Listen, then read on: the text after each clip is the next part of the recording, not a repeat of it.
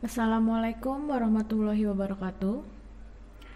Selamat datang dan selamat bergabung di SMPN Negeri 1 Tambun Selatan. Pada hari ini kita akan belajar tentang IPA. Sebelum kita masuk ke materi, saya akan memperkenalkan diri saya terlebih dahulu. Perkenalkan, nama saya adalah Afifah Nurwahyas. Kalian bisa panggil saya Ibu Afifah. Saya tinggal di Trias, Jalan Gandaria, Blok G2 nomor 42 Cibitung, dan ini adalah nomor telepon saya 0812-9026-1128. Jika kalian ada kesulitan dalam mengerjakan tugas atau ada informasi yang kurang jelas, silakan kalian bisa hubungi saya di nomor ini. Ya, sebelum kita masuk ke materi, saya akan memberitahu untuk semester 1 IPA itu ada bab 6. Ya, ada 6 bab. Yang pertama itu objek IPA dan pengamatannya. Yang kedua klasifikasi makhluk hidup. Yang ketiga klasifikasi materi. Yang keempat ada suhu. Yang kelima itu kalor, dan yang terakhir 6 adalah energi dalam sistem kehidupan. Ya, sebelum kita masuk ke bab pertama, silakan kalian siapkan alat tulisnya seperti buku, pensil atau pulpen, dan kemudian kalian catat materi-materi yang akan saya jelaskan. Ya, untuk tujuan pembelajaran di bab 1 ini, yang pertama, kalian bisa menjelaskan 3 komponen penyelidikan IPA berdasarkan kegiatan yang akan kita lakukan nanti. Yang kedua, kalian dapat menjelaskan kegunaan atau manfaat dalam mempelajari IPA. Yang ketiga, kalian dapat menyebutkan objek yang dipelajari dalam IPA. Nah, sebelumnya Ibu mau tanya dulu, apakah kalian di rumah semua memiliki handphone, Android, dan atau TV kalian di rumah itu bentuknya sudah TV LCD? Nah, jika kalian memiliki handphone Android dan TV-nya sudah berbentuk LCD, itu adalah salah satu contoh pengembangan ilmu sains di bidang teknologi. Karena sebelum ada handphone Android seperti ini, Ibu pernah merasakan dulu memegang handphone itu yang layarnya hanya hitam putih. Jadi cuma bisa buat SMS dan telepon, tidak bisa buat sosmed seperti sekarang. Nah, terus begitu juga dengan TV. TV itu dulu masih ada tabungnya yang menonjol ke belakang, itu TV tabung. Nah, sekarang TV sudah yang flat, datar atau LCD bentuknya. Kemudian juga di tumbuhan itu sekarang udah banyak ditemukan buah-buah yang dalamnya itu tanpa biji.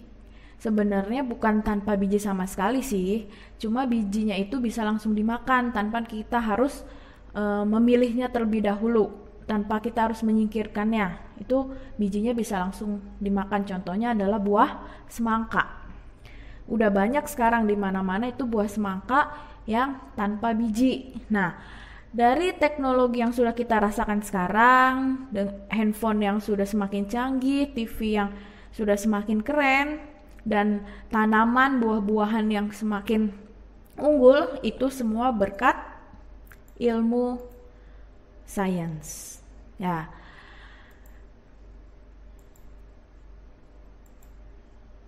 Apa sih sains itu? Ya, sains adalah ilmu yang mempelajari tentang gejala-gejala alam di sekitar kita.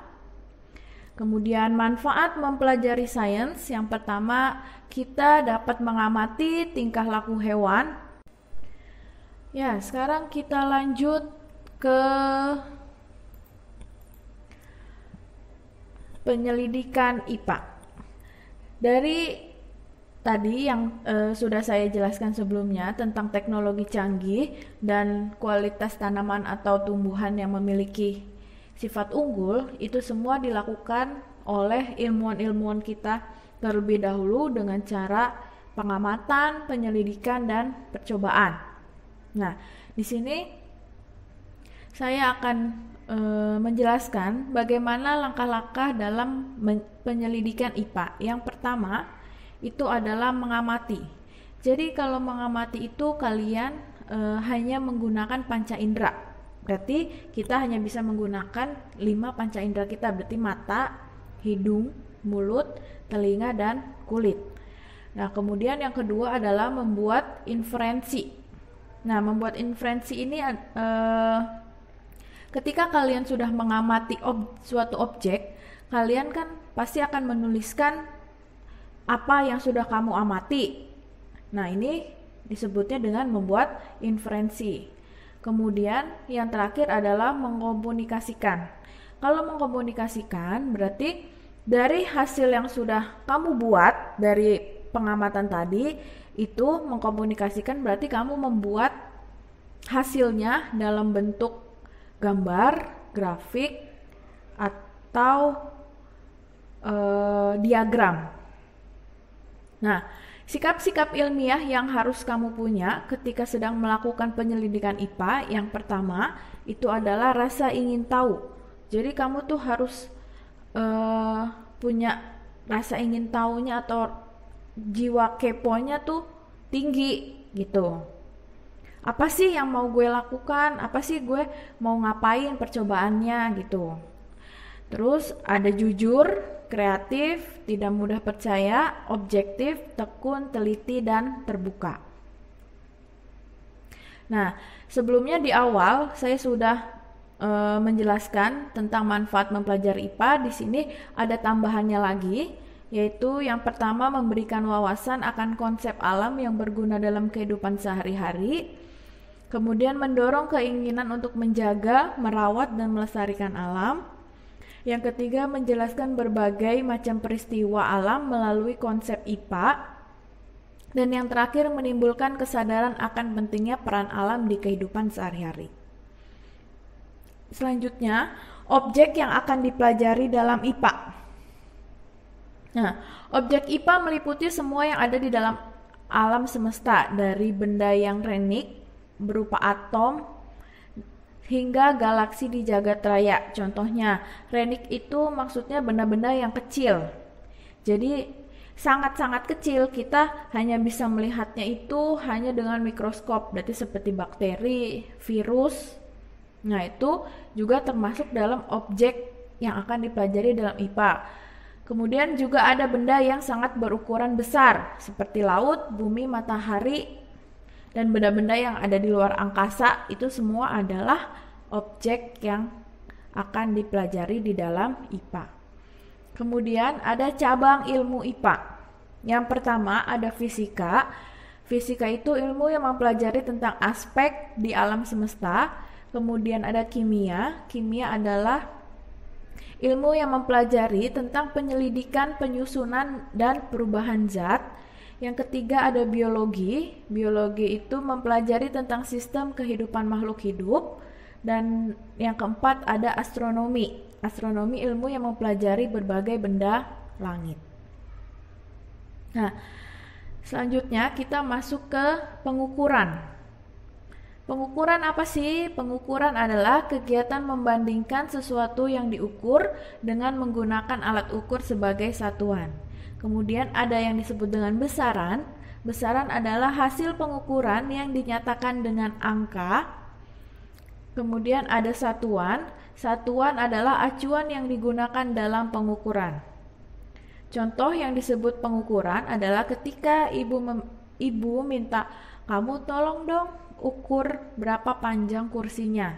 Nah, ketika kamu sudah mengambil penggaris dan kamu langsung mengukur kursi ini, berarti kamu sedang melakukan kegiatan pengukuran.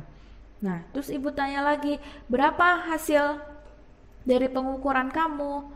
10 cm, Bu. Oh, berarti 10 cm itu adalah, nah, 10-nya itu adalah nilai besaran dan sentimeter itu adalah satuan. Nah, di sini Ibu ada contoh, panjang meja 1,5 meter. Berarti panjang ini disebutnya adalah besaran. 1,5 meter disebutnya nilai besaran. Dan meter disebutnya adalah satuan. Misalkan Ibu ada contoh lagi. Massa Doni adalah 30 kg. Nah, berarti massa itu adalah besaran, 30 kg adalah nilai besaran, dan kilogram adalah satuan. Seperti itu. Nah, selanjutnya kita masuk ke besaran dan satuan. Yang pertama satuan dulu. Satuan dibagi menjadi dua, yaitu ada satuan baku dan satuan tidak baku.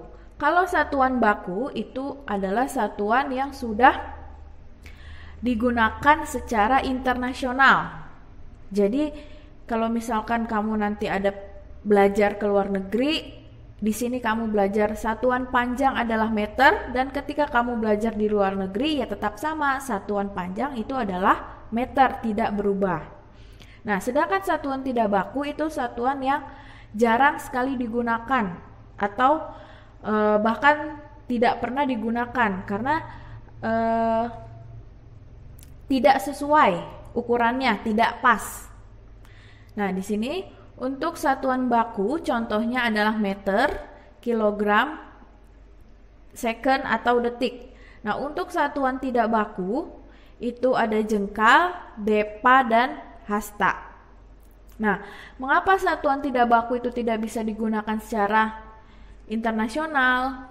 Karena kalau misalkan kita menggunakan satuan tidak baku, misalkan kita mengukur kursi dengan jengkal, itu pasti jawabannya setiap orang akan berbeda karena jengkal setiap orang atau lebar telapak tangan kita juga beda, seperti itu. Makanya satuan tidak baku tidak bisa digunakan secara internasional.